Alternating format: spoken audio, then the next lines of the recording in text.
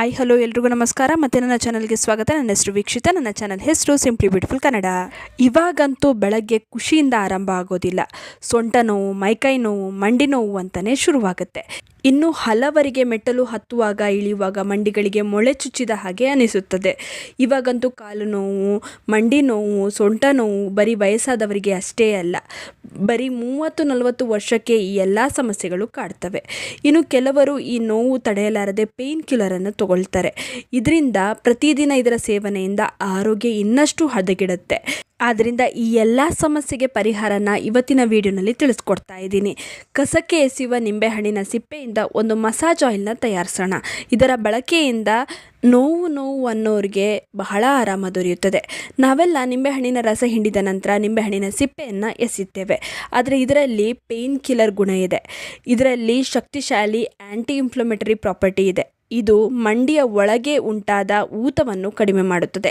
ಇದೇ ನೋವಿಗೆ ಕಾರಣ. ಮಂಡಿಯ ಒಳಗಡೆ ಏನು ಊತ ಕಂಡು ಬರುತ್ತಲ್ಲ, ಇದೇ ನೋವಿಗೆ ಕಾರಣ ಆಗಿರುತ್ತೆ. ಇದರಲ್ಲಿ ಫ್ಲೆಮನಾಯ್ಡ್ ಹಾಗೂ ವಿಟಮಿನ್ ಸಿ ಇದೆ. ಇದು ಕಾರ್ಟಿಲೇಜ್ಗಳ ಆರೋಗ್ಯವನ್ನು ಹೆಚ್ಚಿಸುತ್ತದೆ.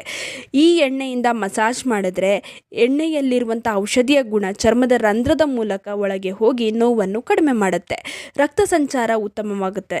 ಈ ಎಣ್ಣೆಯಿಂದ ಖಂಡಿತವಾಗಿಯೂ ಆರಾಮ ದೊರೆಯುತ್ತದೆ.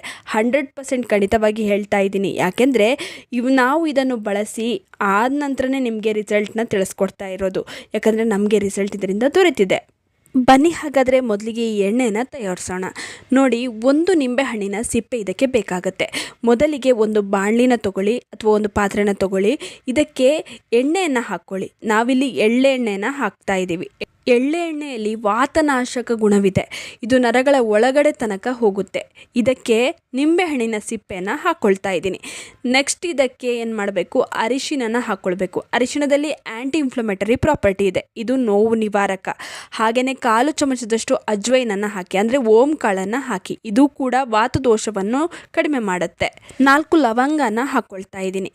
ಆಮೇಲೆ ಇದನ್ನು ಚೆನ್ನಾಗಿ ಕುದಿಸ್ಬೇಕು. ಲೋ ಫ್ಲೇಮಲ್ಲಿ ಚೆನ್ನಾಗಿ ಬೇಯಿಸಿ. ನಿಂಬೆಹಣ್ಣಿನ ಸಿಪ್ಪೆಯ ಬಣ್ಣ ಏನಿದೆ ಅದು ಕಂದು ಬಣ್ಣಕ್ಕೆ ಬರುವವರೆಗೆ ಚೆನ್ನಾಗಿ ಬೇಯಿಸಬೇಕು. ನೋಡಿ, ಎಣ್ಣೆ ತಯಾರಾಯಿತು. ಗ್ಯಾಸ್ ಆಫ್ ಮಾಡಿ. ಆಮೇಲೆ ಕೊನೆಯದಾಗಿ ಭೀಮಸೇನಿ ಕರ್ಪೂರನ ಆ್ಯಡ್ ಮಾಡ್ಕೊಳ್ಬೇಕು. ನಾನು 4 ಭೀಮಸೇನಿ ಕರ್ಪೂರನ ಪುಡಿ ಮಾಡಿ ಸೇರಿಸ್ತಾ ಇದ್ದೀನಿ. ಇದು ದಿನಸಿ ಅಂಗಡಿಗಳಲ್ಲಿ ಸಿಗುತ್ತೆ. ಇದನ್ನು ಆಯುರ್ವೇದದಲ್ಲಿ ನೋವಿನ ಶಮನಕ್ಕೆ ಬಳಸಲಾಗುತ್ತೆ. ಗ್ಯಾಸ್ ಆಫ್ ಮಾಡಿದ ಮೇಲೇ ಕರ್ಪೂರದ ಪುಡಿಯನ್ನು ಸೇರಿಸಿ ಎಲ್ಲವನ್ನು ಚೆನ್ನಾಗಿ ಮಿಕ್ಸ್ ಮಾಡಿ ತಣ್ಣಗಾದ ಮೇಲೆ ಒಂದು ಗಾಜಿನ ಡಬ್ಬದಲ್ಲಿ ಹಾಕಿಡಿ. ಇದು ಏನೂ ಕೆಡೋದಿಲ್ಲ. ಇದನ್ನು ಹೇಗೆ ಬಳಸಬೇಕು ಅಂತ ತಿಳಿಸ್ಕೊಡ್ತಾ ಇದ್ದೀನಿ. ರಾತ್ರಿ ಮಲಗುವ ಮೊದಲು ನೋವಿರುವ ಜಾಗಕ್ಕೆ ಶಾಖ ಕೊಡಬೇಕು. ಶಾಖ ಕೊಡೋದ್ರಿಂದ ಚರ್ಮದ ರಂಧ್ರಗಳು ಓಪನ್ ಆಗುತ್ತೆ. ನಂತರ ಈ ಎಣ್ಣೆಯಿಂದ ಸುಮಾರು 10 ನಿಮಿಷ ಚೆನ್ನಾಗಿ ಮಸಾಜ್ ಮಾಡಿಕೊಡಿ. ಈ ರೀತಿ ಮಸಾಜ್ ಮಾಡೋದ್ರಿಂದ ನಿಮಗೆ 60%ನಷ್ಟು ನೋವು ಕಡಿಮೆ ಆಗುತ್ತೆ. ಇನ್ನು ಒಳಗಡೆಯಿಂದ ನೋವು ಕಡಿಮೆ ಆಗೋದಕ್ಕೆ ಏನು ಮಾಡಬೇಕು, ಡೈಲಿ ವಾಕ್ ಮಾಡಲೇಬೇಕು. ಇದರಿಂದ ಕೀಲುಗಳಲ್ಲಿ ಗ್ರೀಸ್ ಉತ್ಪತ್ತಿ ಹೆಚ್ಚಾಗುತ್ತೆ. ಇನ್ನು ಕ್ಯಾಲ್ಶಿಯಂ ಭರಿತ ಆಹಾರವನ್ನು ತಪ್ಪದೇ ಸೇವಿಸಿ. ಇದು ಕೂಡ ಕ್ಯಾಲ್ಶಿಯಂ ಕಡಿಮೆ ಆದರೂ ಕೂಡ ಕೀಲುಗಳಲ್ಲಿ, ಮಂಡಿಗಳಲ್ಲಿ ನೋವು ಕಾಣಿಸುತ್ತೆ. ಆದ್ದರಿಂದ ಆಹಾರ ಪದ್ಧತಿಯಲ್ಲೂ ಕೂಡ ಬದಲಾವಣೆ ಅತಿ ಮುಖ್ಯ. ಇನ್ನು ಈ ವಿಡಿಯೋ ಇಷ್ಟವಾಗಿದ್ದರೆ ಲೈಕ್ ಮಾಡಿ, ಶೇರ್ ಮಾಡಿ. ನಿಮ್ಮ ಅನಿಸಿಕೆ ಅಭಿಪ್ರಾಯಗಳನ್ನು ಕಮೆಂಟ್ ಸೆಕ್ಷನಲ್ಲಿ ತಿಳಿಸಿ. ನೀವಿನ್ನೂ ನಮ್ಮ ಚಾನಲನ್ನು ಸಬ್ಸ್ಕ್ರೈಬ್ ಮಾಡ್ಕೊಂಡಿಲ್ಲ ಅಂದರೆ ದಯವಿಟ್ಟು ನಮ್ಮ ಚಾನಲನ್ನು ಸಬ್ಸ್ಕ್ರೈಬ್ ಮಾಡ್ಕೊಳ್ಳಿ. ಹಾಗೆ ಪಕ್ಕದಲ್ಲೇ ಇರುವ ಬೆಲ್ ಬಟನನ್ನು ಕ್ಲಿಕ್ ಮಾಡಿ. ಧನ್ಯವಾದಗಳು.